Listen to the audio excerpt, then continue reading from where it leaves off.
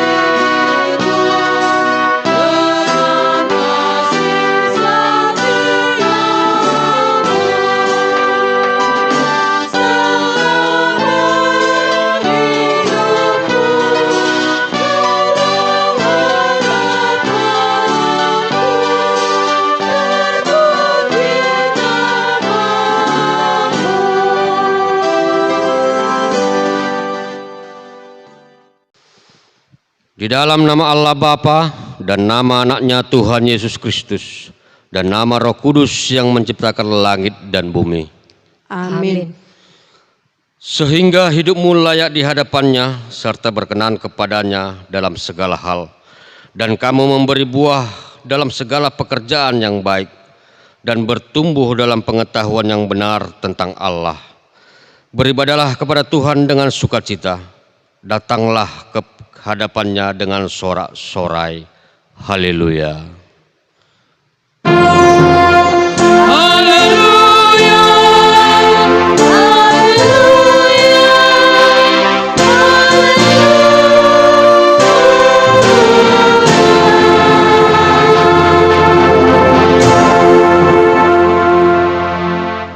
Marilah kita berdoa. Ya Tuhan Allah yang kudus dan mulia, Engkau memelihara dan melindungi jemaat-Mu dengan Roh-Mu yang kudus. Kami mohonkan kepadamu, berilah hati kami yang taat supaya dengan penuh sukacita kami melakukan kehendak-Mu, seperti kesetiaan anak kepada bapaknya. Berkatilah petugas pekabaran Injil, agar setiap hari makin bertambah jumlah orang yang percaya kepadamu, dan agar nama-Mu semakin dipermuliakan, dan kami memperoleh hidup yang kekal karena Yesus Kristus Tuhan kami. Amin. Kita bernyanyi dari buku Ende atau buku nyanyian nomor 24 ayat 1 tambah ayat 7.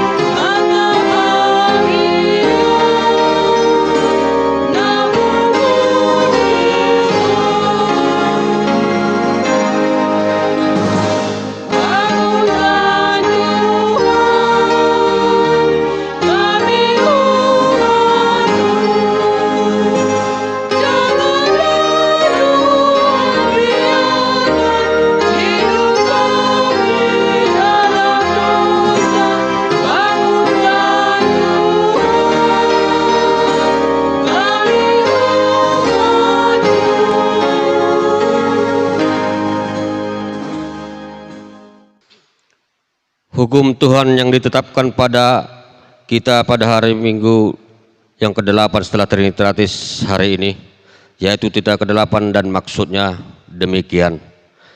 Jangan engkau mencuri.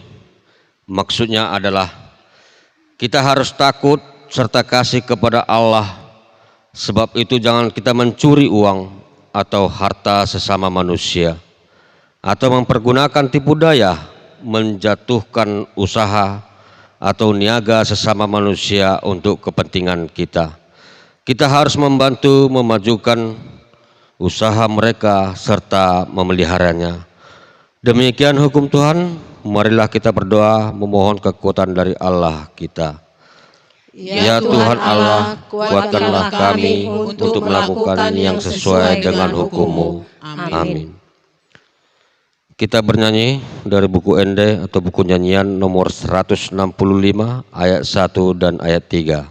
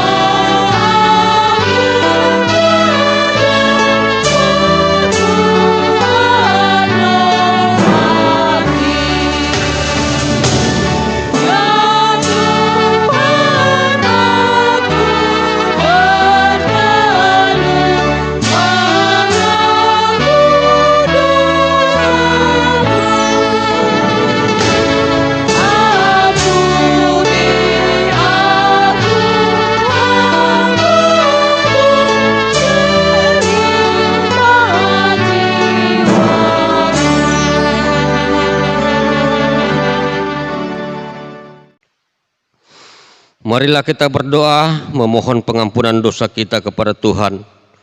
Kita berdoa. Ya Bapa kami yang di surga, Allah yang maha kasih kepada kami orang yang hina, kami orang yang berdosa ini datang ke hadapan-Mu untuk mengaku dosa-dosa kami. Ya Tuhan Allah, kami mengucap syukur atas pengasihan dan kemurahan-Mu. Sampai kini Engkau menyertai gereja-Mu melayankan perintah-Mu di dunia ini. Demikian juga dengan gereja-Mu HKBP, kiranya Engkau menyertai perjalanan pelayanan yang daripada-Mu. Sertai dan berkatilah hamba-Mu yang melayani demi kerajaan-Mu, pendeta, guru jemaat, Bible Pro, diakones, sintua dan evangelis. Berkatilah jemaat-Mu dimanapun berada, sehingga menjadi sumber berkat bagi sesama. Ya Tuhan Allah, kasihanilah hamba-Mu dan jemaat-Mu. Ya Tuhan Allah, banyak orang berkesusahan karena ada orang yang menyebarkan kabar bohong, membantu orang yang bersalah dengan menjadi saksi yang tidak benar, memperkosa hak orang miskin, menerima suap yang membuat buta mata orang-orang yang melihat, memutarbalikkan perkara orang-orang yang benar. Semuanya itu adalah karena kerakusan yang menguasai diri manusia dan kepentingan diri sendiri. Karena itu Tuhan, kasihanilah kami, jauhkanlah dari kami hati yang rakus, kepentingan diri sendiri dan membelokkan hukum. Lindungilah kami supaya kami dikuatkan untuk melawan suap dan korupsi. Ya Tuhan Allah, lindungilah kami supaya kami dikuatkan untuk melawan suap dan korupsi. Ya Tuhan Allah, Bapa kami yang Maha Kuasa dan Pengasih, Engkau tidak berkenan kepada kematian orang fasik, melainkan Tuhan berkenan kepada pertobatan orang fasik dari kelakuannya ke jalan yang benar, supaya ia hidup. Oleh sebab itu kami memohon kepadamu, jauhkanlah kami dari segala murka dan hukum-Mu. Ampunilah dosa dan kejahatan kami, agar kami beroleh hidup di dalam kasih-Mu. Karuniakanlah kami kekuatan agar kami tetap kuat dan kokoh di dalam Anak-Mu Yesus Kristus Tuhan kami. Amin.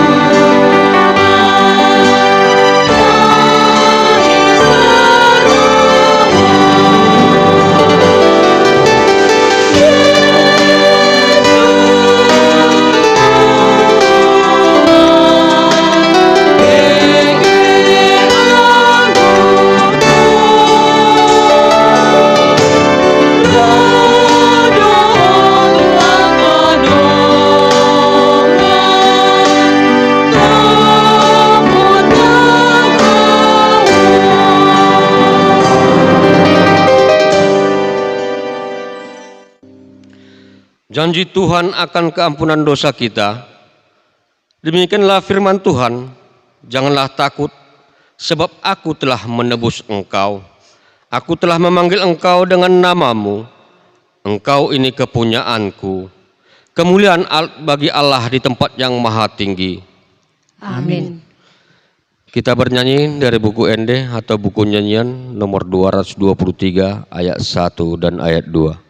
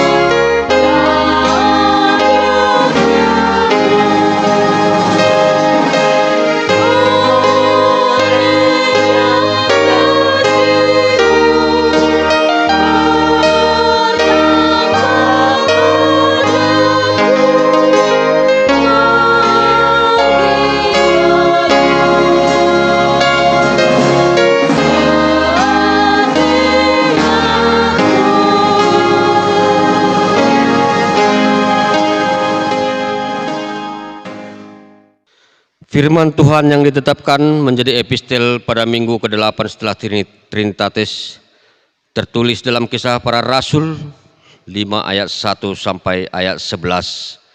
Demikian bunyinya.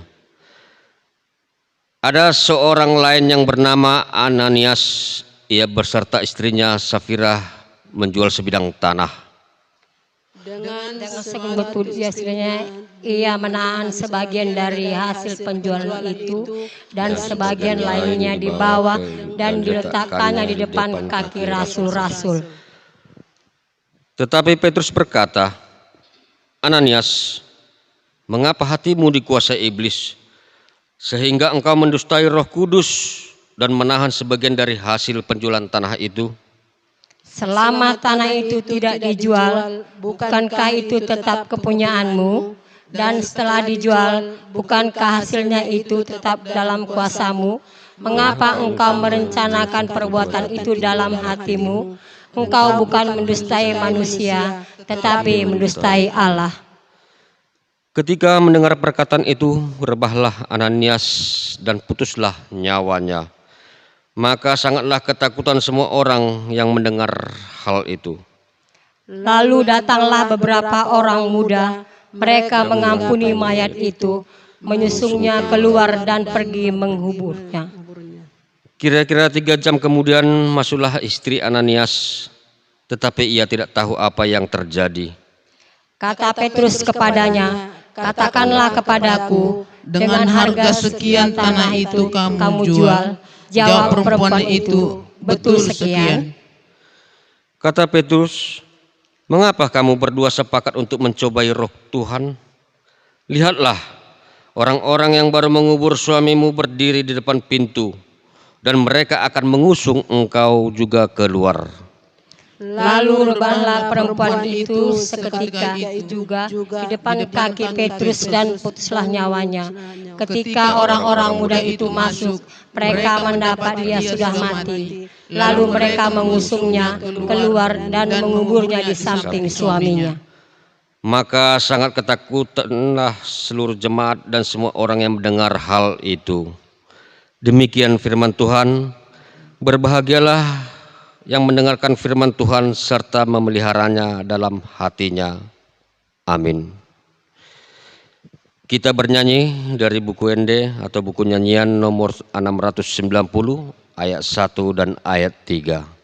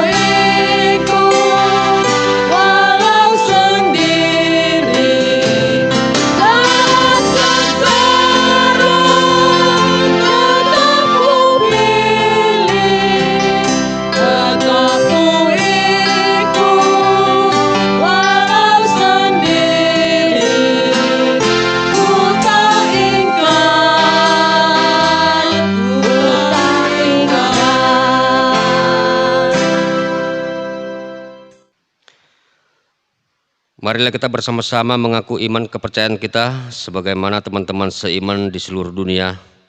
Kita bersama-sama mengucapkannya. Aku percaya kepada Allah Bapa yang Maha Kuasa, Khalik langit dan bumi. Aku percaya kepada Yesus Kristus, anaknya yang tunggal Tuhan kita, yang dikandung daripada Roh Kudus, lahir dari anak darah Maria, yang menderita sengsara di bawah pemerintahan Pontius Pilatus, disalibkan, mati dan dikuburkan, yang turun ke dalam kerajaan maut, pada hari yang ketiga bangkit pula dari antara orang mati, naik ke surga, duduk di sebelah kanan Allah Bapa yang Maha Kuasa. Dari sana akan datang kelak untuk menghakimi orang yang hidup dan yang mati. Aku percaya kepada Roh Kudus dan adanya satu gereja yang kudus dan am, persekutuan orang kudus, pengampunan dosa, kebangkitan daging dan hidup yang kekal. Amin. Warta jemaat dapat kita baca di warta jemaat yang sudah kita pegang di masing-masing. Berikut doa syafaat dapat kita lakukan di keluarga kita masing-masing. Kita bernyanyi dari buku Ende atau buku nyanyian nomor 255 ayat 1 dan ayat 2.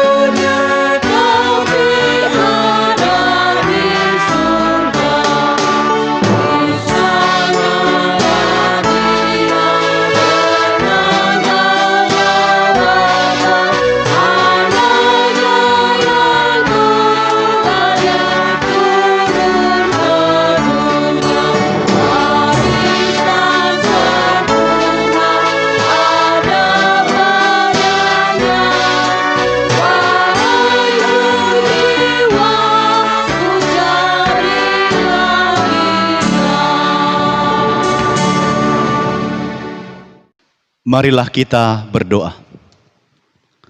Damai sejahtera Allah yang melampaui segala akal, itulah yang memelihara hati dan pikiranmu dalam Kristus Yesus Tuhan kita. Amin.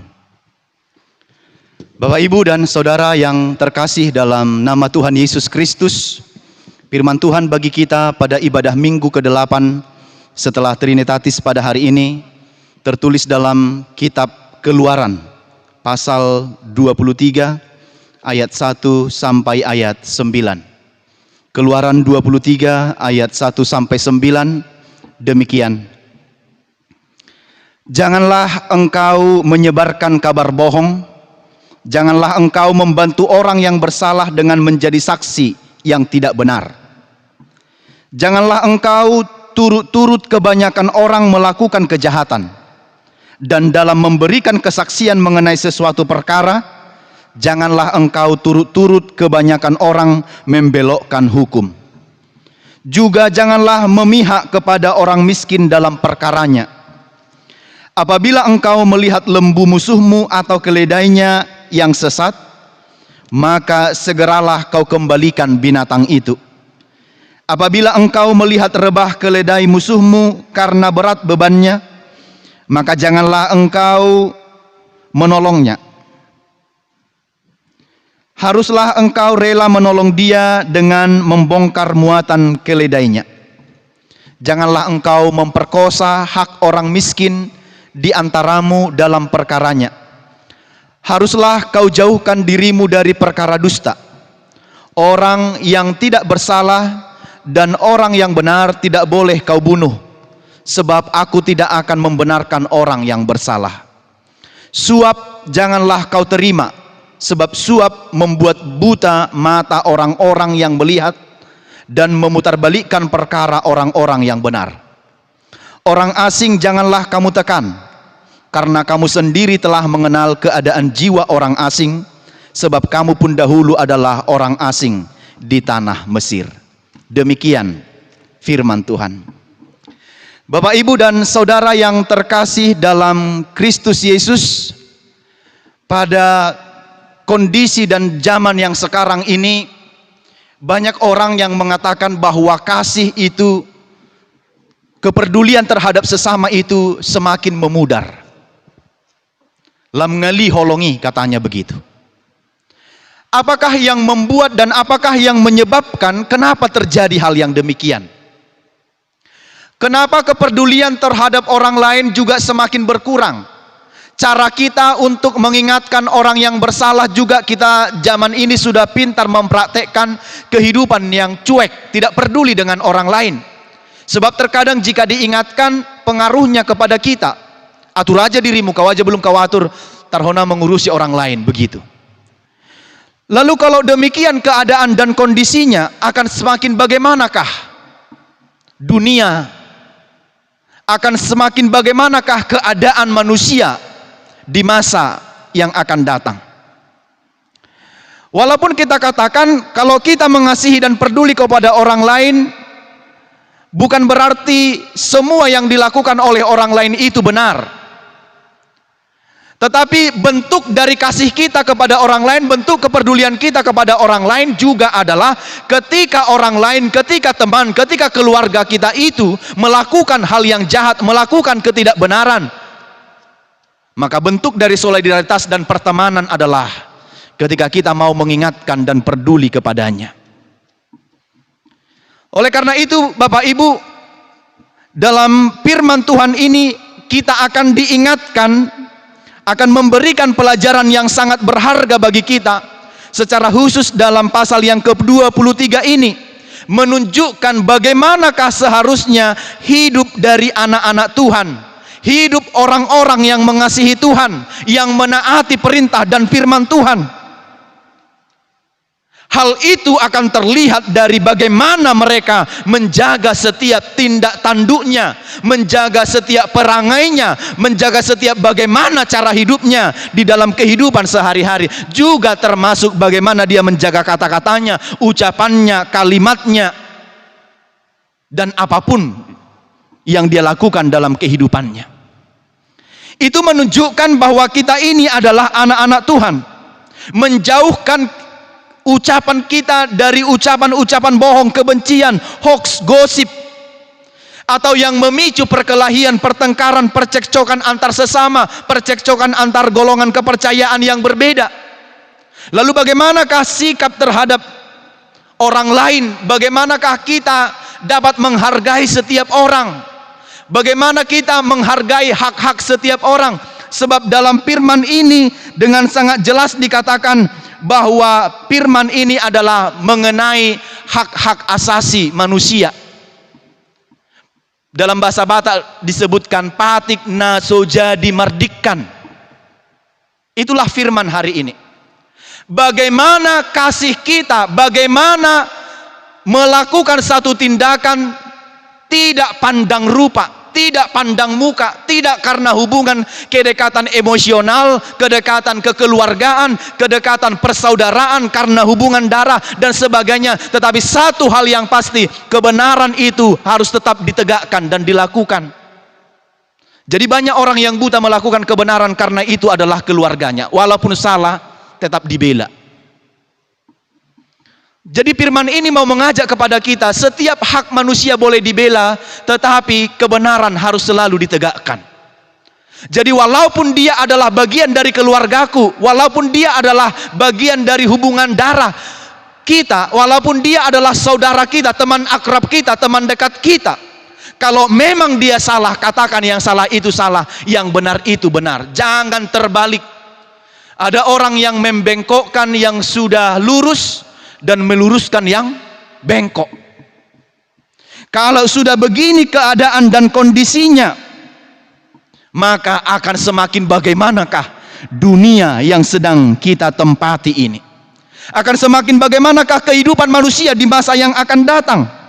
Itu sebabnya dalam firman ini Allah memberikan perintah kepada bangsa Israel melalui Musa ketika itu, agar setiap manusia dijamin hak-haknya, siapapun itu orangnya, baik miskin dan kaya, baik orang asing dan orang Israel, baik orang siapapun yang datang kala itu, dijamin setiap haknya.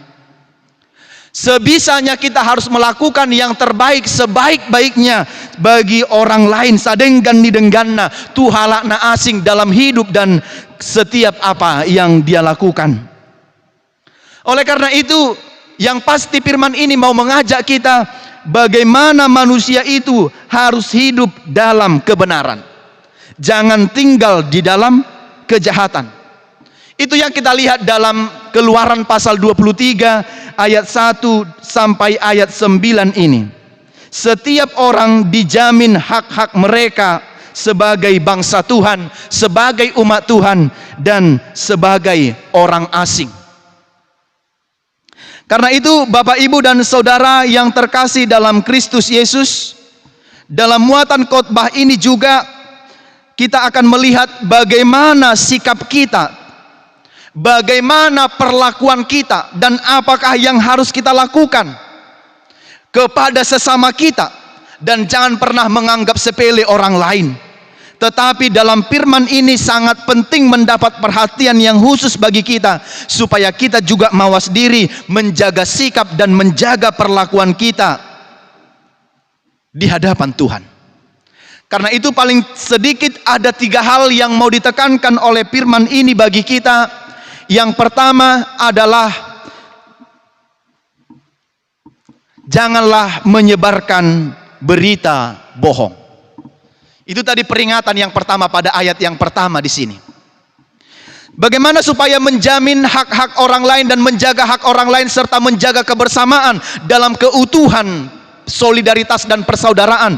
Yang pertama adalah jauhkanlah dirimu dan janganlah suka menyebarkan berita-berita bohong. Di sini ada 2 kata yang menjadi perhatian. Yang pertama adalah menyebarkan. Kalau dikatakan menyebarkan berarti membesar-besarkan, mempertontonkan. Kalau kata bohong artinya adalah berita yang tidak pernah dipertimbangkan, tidak nyata.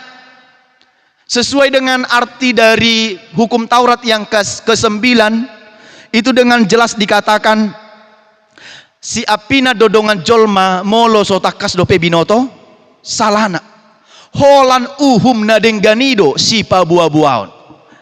Di tengah kondisi kehidupan kita yang sekarang amanginang justru terbalik. Mendengarnya setengah, lalu dengan cepat memberitakannya kepada orang lain tanpa tahu kebenarannya, lalu sebarkan sebanyak-banyaknya, share sebanyak-banyaknya tanpa peduli benar atau tidak berita itu. Karena itu sebelum men-share, pertama kita harus sharing dulu setiap informasi yang sampai kepada kita, supaya kita dihindarkan dari sikap yang suka memberitakan berita bohong. Banyak sekali di zaman ini, apalagi di perkembangan teknologi media sosial zaman ini, gampang sekali orang menyebarkan berita-berita bohong tanpa diketahui kebenarannya, langsung dibagikan kepada banyak orang.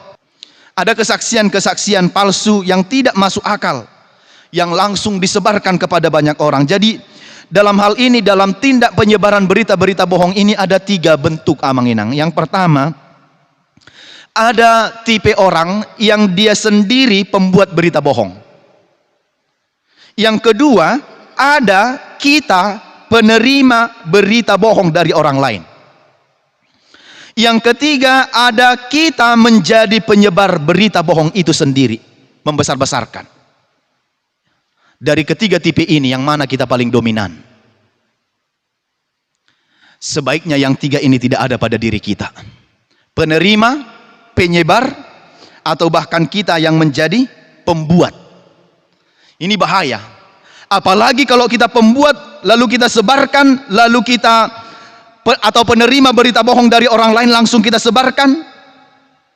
Kalau ada berita yang tidak jelas, putus aja pada dirimu. Jangan beritakan kepada orang lain. Itu cara terbaik untuk memutus segala penyebaran berita bohong di zaman ini. Tahu dulu kepastiannya baru sebarkan.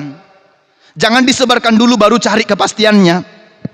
Ya, karena setiap orang yang mendengarkan itu bisa saja juga langsung melanjutkan untuk menyebarkannya kepada orang lain.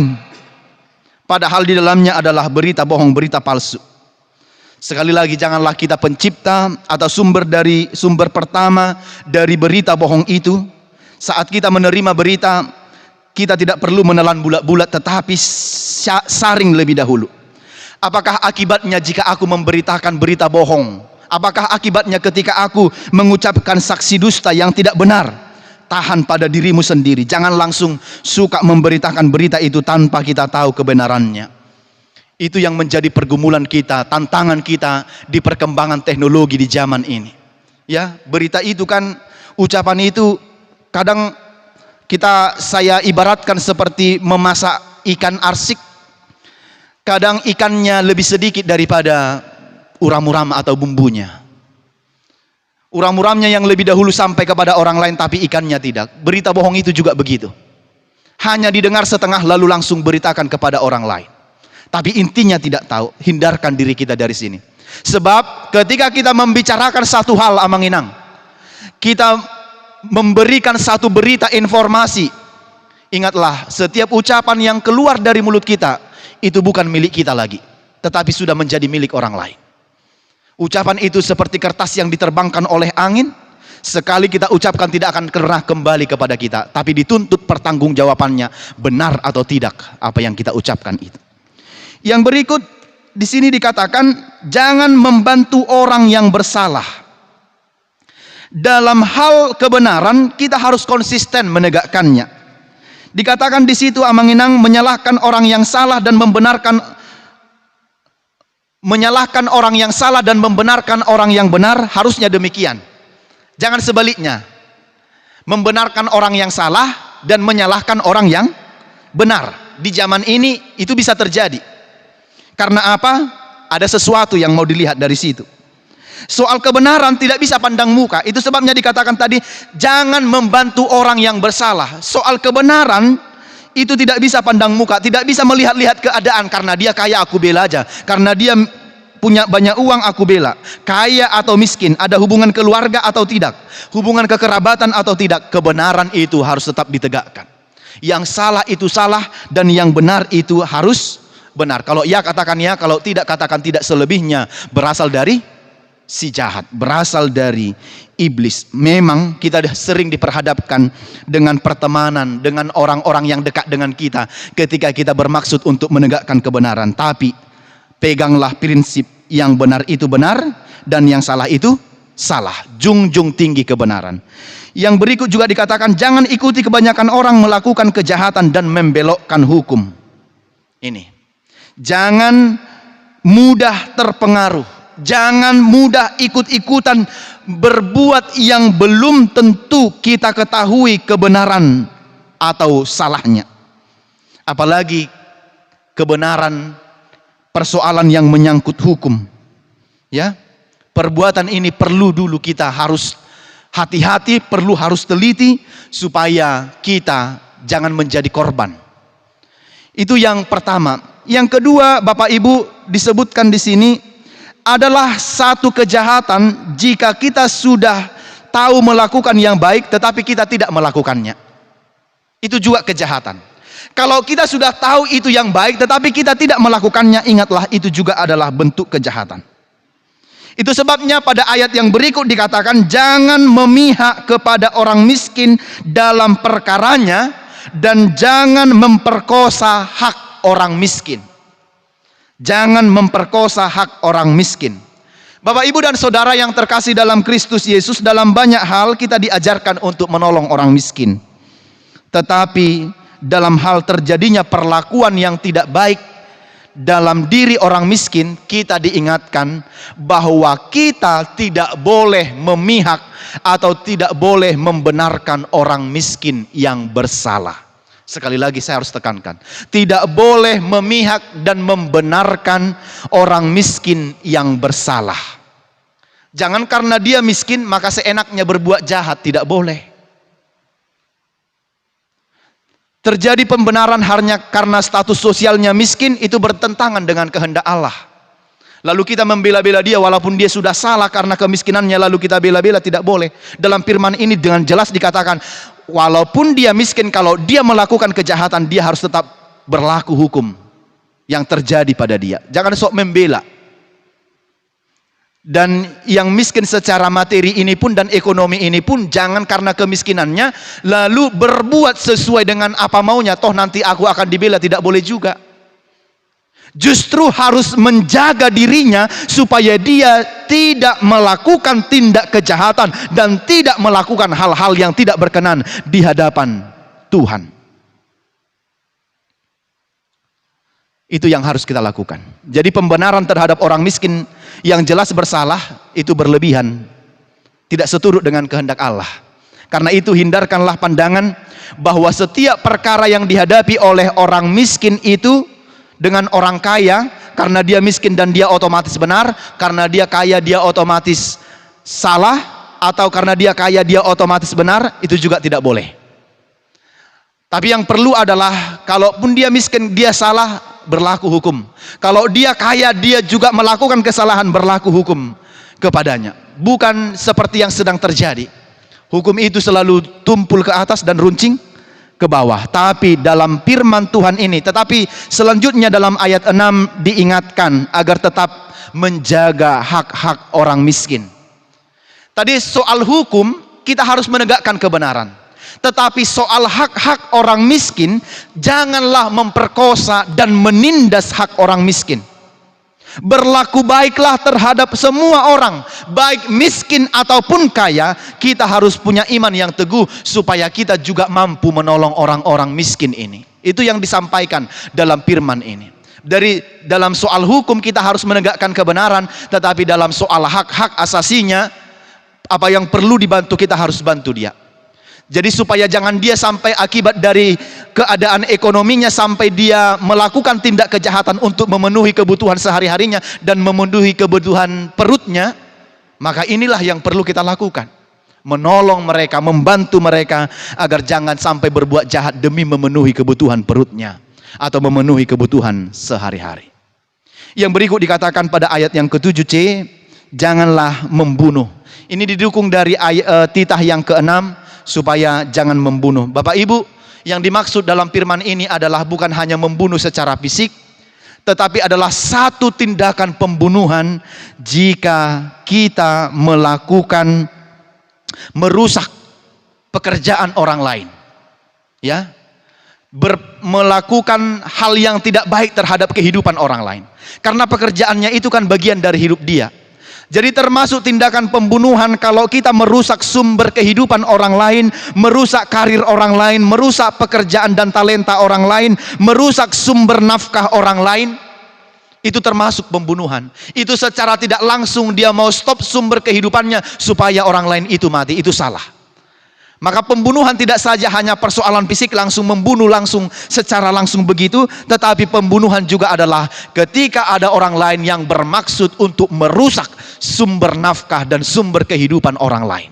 Itu termasuk tindak pembunuhan. Karena itu hindarilah hal yang demikian dalam kehidupan kita. Yang ketiga dan yang terakhir adalah membenci suap dan korupsi. Ini yang menjadi topik minggu kita pada hari ini. Bencilah suap dan korupsi. Jangan engkau menerima suap. Pada ayat yang ke-8 tadi jelas dikatakan, suap janganlah kau terima, sebab suap membuat buta mata orang-orang yang melihat dan memutarbalikkan perkara orang-orang yang benar. Janganlah kau terima suap. Di kehidupan sekarang ini banyak orang-orang yang terlalu pesimis. Kemana anakmu mendaftar? Ke sini. Berapa kau kasih? Rata-rata di lembaga atau di organisasi di bidang pekerjaan manapun, kalau dikatakan murni masuk tanpa ada sesuatu atau uang yang masuk, orang di zaman ini sedikit ragu. Tetapi ketika seseorang lulus dalam satu pekerjaan atau bidang yang dia tekuni, orang akan tanya, saya di Leoko. Karena sudah tertanam dalam pikiran orang, ketika orang untuk mencapai sesuatu itu harus dengan menyogok, harus memberi suap.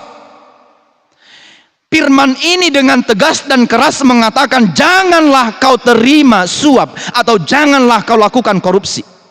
Karena korupsi adalah tindakan menyalahgunakan kepunyaan publik yang dikuasakan pada dirinya sendiri. Itu suap. Ima sisip, ima korupsi. Yang terjadi di banyak hal di kehidupan kita sekarang ini. Perbuatan dan praktek ini adalah kita katakan dengan praktek busuk. Karena menghalalkan segala cara, yang penting dia punya banyak uang untuk memasukkannya ke dalam kantongnya. Hal ini hati-hati Bapak Ibu. Sampai dikatakan kalau sudah melakukan tindak korupsi, oh dia sudah pakai baju orange katanya. Kalau itu berarti sudah masuk dalam tahanan KPK.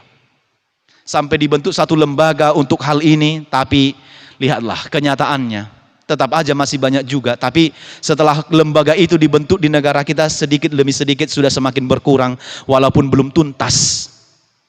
Tapi lihatlah Bapak Ibu, dalam aras atau tingkat yang paling kecil pun sekarang sudah pintar orang melakukan praktek korupsi. Sudah sangat pintar.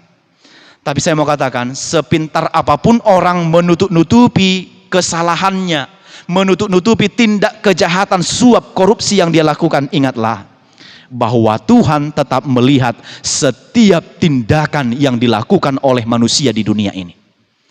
Setersembunyi apapun tindakan jahat yang dilakukan oleh manusia di dunia ini, maka Tuhan tidak dapat dihalangi untuk melihat setiap tindakan itu. Karena itu yang perlu bagi kita adalah supaya berhati-hati dalam setiap tindakan kita. Ingat dalam epistel kita, Ananias dan Safira, mereka mencoba berbohong kepada Roh Kudus, berbohong kepada Roh Tuhan. Mereka menjual hasil ladang, hasil tanah mereka sekian, dan memberikan kepada imam dan rasul itu tidak sesuai dengan hasil penjualan itu. Apa yang terjadi dalam kehidupan Ananias dan Safira? Seketika itu juga, karena mereka berbohong kepada Roh Kudus dan Roh Tuhan, mereka rebah dan nyawanya hilang. Seketika itu mereka mati. Hati-hati Bapak Ibu. Kita harus tetap menjaga sikap kita dalam hal tentang korupsi, suap, sisip ini. Ya, apa yang tidak dikorupsikan oleh manusia zaman sekarang ini? Di masa pandemi ini sekalipun, bantuan sosial, bantuan untuk korban pandemi COVID-19 pun juga ikut dikorupsikan. Mungkin. Hati-hati, jatah orang miskin, bantuan sosial bagi orang-orang yang seharusnya yang karena menderita akibat pergumulan ini, kalau itu pun diambil untuk memenuhi kantong kita, hati-hati. Saya mau katakan, uang, harta, jabatan bukan tidak sangat penting dalam kehidupan kita. Saya mau katakan itu sangat penting. Tetapi kalau bukan dari jalan yang benar, berpikirlah 1000 kali. Saya mau katakan 1000 kali. Berpikir 1000 kali. Jangan kasih anakmu makan dari hasil korupsi. Jangan kasih keluarga kita makan dari hasil curian. Lebih enak memakan sedikit tapi dari hasil jerih payah dan keringat, daripada tertawa-tertawa memakan tetapi dari hasil korupsi. Ingat, pengaruhnya itu juga sampai kepada anak-anak kita. Itu yang mau disampaikan oleh firman ini. Maka tindak korupsi, maka tindak suap, perlakuan sisip ini harus kita jauhkan dari segala kehidupan kita. Walaupun uang itu adalah penting, tetapi harus dari jalan yang benar.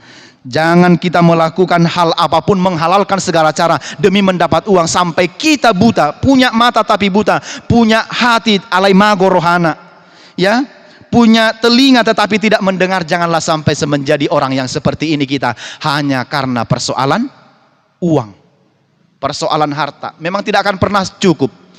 Hanya hati ini yang bisa bilang cukup, cukup untuk hari ini. Besok pasti Tuhan janjikan berkat-berkatnya lagi dalam kehidupan kita. Harus ada rasa yang begitu. Kalau tidak ada, kita akan terus haus harta, haus uang, haus kekayaan, haus jabatan, haus posisi. Tidak akan pernah lega kehausan manusia terhadap harta selama dia hidup di dunia ini. Karena itu Bapak Ibu, yang paling terakhir, janganlah, dikatakan pada ayat yang ke-9, janganlah engkau menekan orang asing. Kenapa? Kita harus menghargai setiap orang, siapapun itu di dunia ini, baik miskin, kaya, baik itu berbeda agamanya, baik itu berbeda suku, ras, dan apapun itu. Janganlah lakukan tindak diskriminasi, tetapi perlakukanlah setiap orang itu sama, serupa di hadapan Tuhan. Jangan lakukan dalam persekutuan kita kasih hanya karena marga, kasih hanya karena adat, suku, ras, dan agama, tetapi kasihilah semua orang di dunia ini dengan kasih yang dari Tuhan kita. Firman ini mengingatkan, baik orang asing, baik siapapun itu yang ada yang datang kepadamu, kasihilah dia. Ingatlah, kau pun dulu juga orang asing ketika engkau berada di tanah Mesir. Karena itu, yang berikut dalam firman ini diingatkan, kalaupun ada musuhmu, kalau keledainya atau lembunya tersesat, hilang, lalu kau melihatnya, maka kembalikanlah juga itu kepada musuhmu. Baru yang berikut dikatakan, kalau keledai atau lembu dari musuhmu itu membawa beban yang sangat berat, maka turutlah juga untuk menurunkan beban itu dari keledaimu. Bantulah dia supaya merasa sedikit lebih ringan. Bapak Ibu, ini adalah pekerjaan yang sulit bagi kita. Jangankan untuk membantu keledainya, jangankan untuk memulangkan keledai atau lembu dari musuh kita yang tersesat itu. Melihat musuh itu sendiri pun kita sudah magigi, ya kan? Jangankan untuk menolong dia. Kalau dikatakan musuh di zaman ini tak peduli, namanya juga sudah musuh, kan? Tetapi dalam hal ini dikatakan untuk menunjukkan sikapmu, perbedaanmu dengan orang lain yang tidak percaya kepada Tuhan, maka dalam hal ini engkau harus bisa mengasihi musuhmu. Tolonglah dia. Jangan sampai menyimpan benci dalam hatimu. Bapak Ibu, menyimpan benci itu sama dengan begini. Maaf ya kalau saya istilahkan, kita yang minum racun tapi mengharapkan orang lain yang mati. Itu yang menyimpan benci dan dendam dalam hatinya. Seperti saya ibaratkan begini, dia yang minum racun tetapi mengharapkan orang lain yang mati. Bisa enggak? Tidak bisa. Itulah orang yang selalu menanamkan benci dalam hatinya, menanamkan dengki, iri dalam hatinya. Dia sendiri yang menahan itu tapi mengharapkan orang lain yang mati. Hati-hati dengan sikap ini.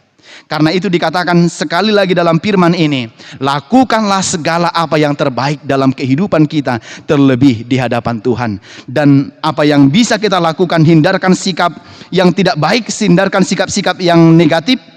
Jangan sampai kita kehilangan sukacita, jangan mengandalkan sikap egois dan individualistis, tetapi tetaplah menjaga sikap kita untuk tetap setia dan percaya kepada Tuhan dalam setiap tantangan dan perjalanan kehidupan kita ini. Tunjukkan belas kasihan kita kepada semua orang tanpa batas, baik miskin kaya, baik lemah dan kuat, baik satu agama atau tidak, baik ada hubungan keluarga atau tidak. Tunjukkan hubungan kasih kita. Yang utama dan pertama, tegakkan selalu kebenaran. Bencilah suap, bencilah korupsi, bencilah sisip, sebab Tuhan tidak suka dengan hal yang seperti itu. Dengan demikian Tuhan akan melihat perbuatan kita akan semakin lebih baik di hadapannya. Amin. Kita berdoa. Bapa di sorga, kami bersyukur dan berterima kasih menerima firman-Mu pada hari ini, yang mengingatkan kami untuk menjauhkan segala tindak kejahatan dalam kehidupan kami.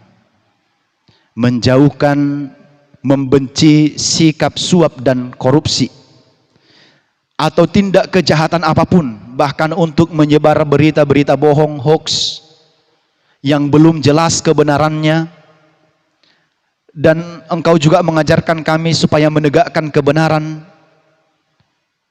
Engkau juga menginginkan kami supaya tetap hidup di dalam kebenaran yang daripada Tuhan.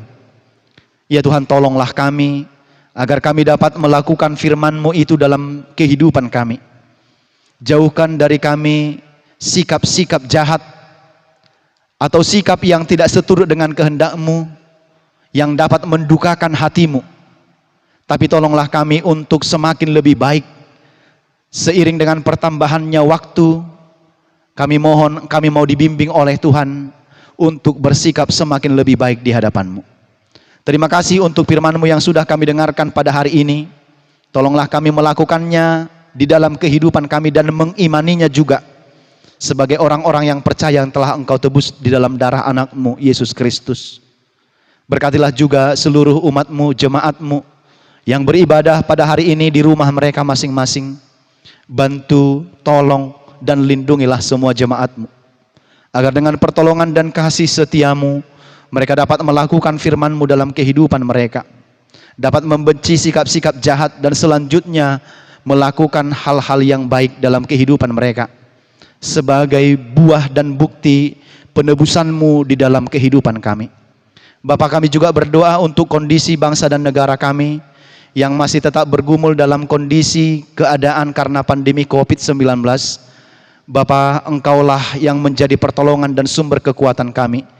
Jika kami boleh memohon kepadamu, biarlah Engkau memberikan bagi kami keadaan dan kondisi yang baik, agar kami dapat menjalankan setiap aktivitas pekerjaan kami seperti sedia kala, sebagaimana Tuhan kehendaki dalam kehidupan kami. Berkatilah juga bangsa dan negara kami ini. Engkau yang membimbing pemerintah kami, bangsa kami ini untuk tetap hidup dalam damai dan di dalam pertolongan yang daripada Tuhan. Terima kasih untuk ibadah kami pada hari ini yang masih kami laksanakan di rumah kami masing-masing, tapi kami yakin dan percaya bahwa Tuhan hadir bersama-sama dengan kami dan mendengarkan setiap doa dan permohonan kami. Terimalah doa kami yang kami sampaikan kepadamu hanya di dalam Yesus Kristus. Kami berdoa dan bersyukur kepadamu. Amin. Kita bernyanyi dari buku ND dan buku nyanyian nomor 730 ayat 1 dan ayat 2 sambil memberikan persembahan yang kedua.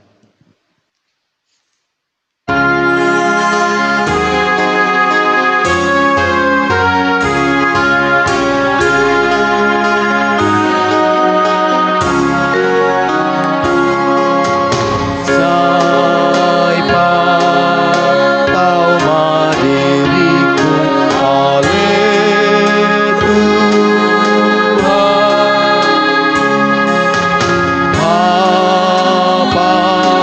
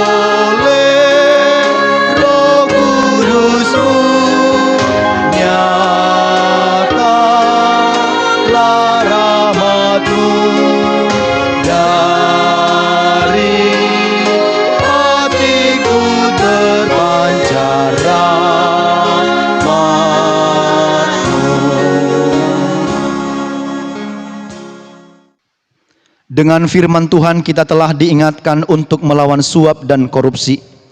Baginya lah segala kemuliaan, hormat dan pujian yang membela kita supaya kita bisa hidup seturut dengan kehendak-Nya. Firman Tuhan berkata, janganlah memutarbalikkan keadilan, janganlah memandang bulu dan janganlah menerima suap, sebab suap membuat buta mata orang-orang bijaksana dan memutarbalikkan perkataan orang-orang yang benar. Syukur bagimu Tuhan yang telah menebus kami. Kuatkanlah kami untuk melawan suap dan korupsi. Jauhkanlah kiranya dari kamu kabar bohong, dusta dan memburuk-burukkan orang lain, sebab hal itu akan mendatangkan perangkap bagi yang melakukannya. Jika kita melihat kejahatan, marilah kita mengingatkan dan menghentikannya. Jangan kita hina, tetapi marilah kita memperbaikinya. Setiap manusia hendaklah dihargai jati dirinya. Marilah kita menjauhkan segala sikap dan perbuatan jahat dan yang mendatangkan bahaya kepada saudara kita. Karena itu pergilah ke dunia ini, melaksanakan tugas panggilannya kepada seluruh makhluk. Amin. Marilah kita mendoakan persembahan kita. Ya Allah Bapa kami yang di sorga, kami mengaku bahwa Tuhan adalah sumber dari segala karunia yang melimpah dalam kehidupan kami masing-masing. Sebahagian daripada karunia itu kami serahkan kembali sebagai persembahan kepada Tuhan. Terimalah dan berkatilah persembahan umat-Mu ini, agar dapat kami pergunakan untuk pekerjaan dan pelayanan kerajaan Tuhan di dunia ini. Bukalah hati kami untuk mengenal betapa banyak berkat dan karunia yang kami peroleh dari Tuhan, supaya kami senantiasa bersyukur kepadamu di dalam nama Yesus Kristus Tuhan kami. Amin. Tuhan karuniamu di waktu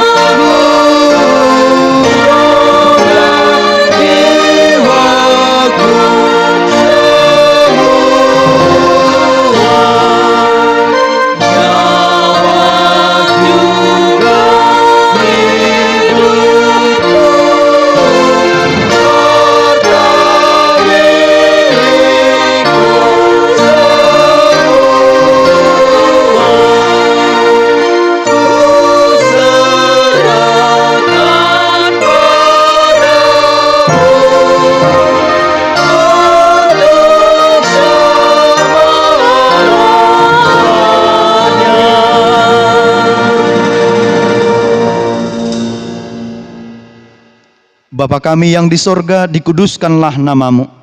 Datanglah kerajaan-Mu. Jadilah kehendak-Mu di bumi seperti di sorga. Berikanlah kami pada hari ini makanan kami yang secukupnya. Dan ampunilah kami akan kesalahan kami, seperti kami juga telah mengampuni orang yang bersalah kepada kami. Dan janganlah membawa kami ke dalam pencobaan, tetapi lepaskanlah kami daripada yang jahat.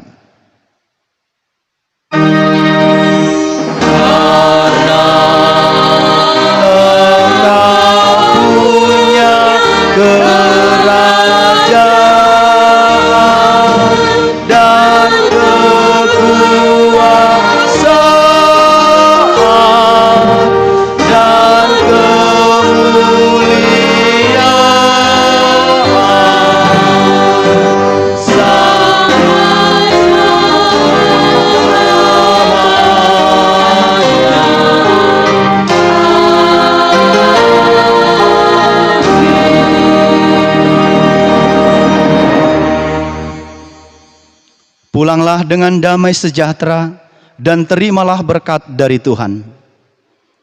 Tuhan memberkati engkau dan melindungi engkau. Tuhan menyinari engkau dengan wajah-Nya dan memberi engkau kasih karunia. Tuhan menghadapkan wajah-Nya kepadamu dan memberi engkau damai sejahtera. Amin.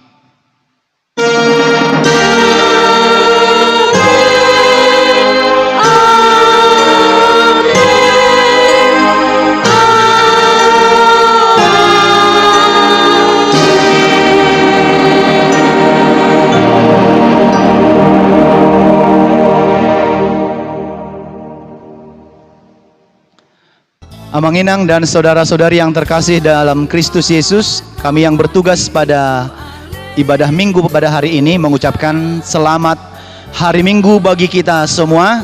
Tuhan Yesus memberkati kita. Shalom.